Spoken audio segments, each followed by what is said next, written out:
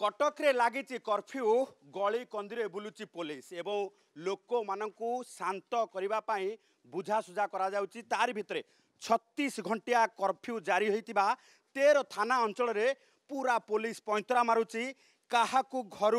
बाहर बेले संपूर्ण भाव बारण करा जाउची कारण कौन सी जगार कर्फ्यू समय आपण एकाठी होई बसी पारिबे नाही सभा समिति कला भली परिस्थिति सृष्टि करि पारिबे नाही किंबा 24 घंटा पाई ब्यान होइथिबा इंटरनेट सेवा जेतेबेले ब्यान करा जायछि से समय आपण कोनोसी अल्टरनेटिव वे रे कोनोसी अशांत परिवेश सृष्टि करिबा पाई चेष्टा करुथिले आपणक उपरे कड़ा कार्यानुष्ठान हे पारे। आपण देखुथिबे ये लालबाग थाना अंचलर शेख बजार अंचल जोठी गली कंदी रे पूरा रैपिड एक्शन फोर्स सहित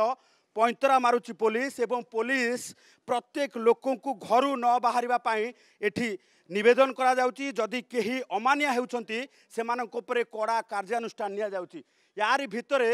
जदि देखिबा जे परिस्थिति को शांत करिबा पाई सबु प्रकार उद्यम करा जाउची। कैमरा पर्सन विश्वजीत अछंती प्रत्येक जो रही खबर उपरे जेतेबेले प्रत्येक जो रही पुलिस एक्शन इनएक्शन एवं पुलिस ये जदि देखुथिबे जे पूरा सशस्त्र पुलिस पैंतरा मारुछंती गली कंदी